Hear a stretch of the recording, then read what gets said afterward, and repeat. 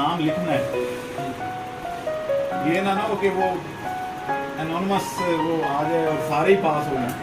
तो वो आपने मशक़ें करके तो मुझे देना, मेरे पास पहले उनके जवाब मौजूद होंगे, आपने जवाब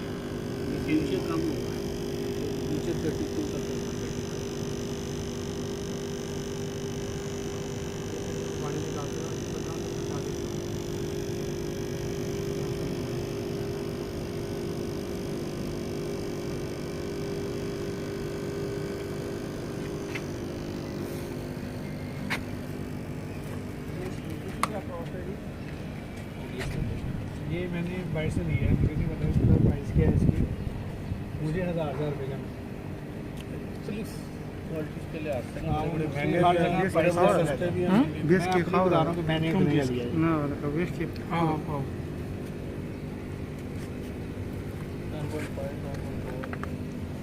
ये ज़्यादा है वैसे मेरे ख्याल से, pH इसमें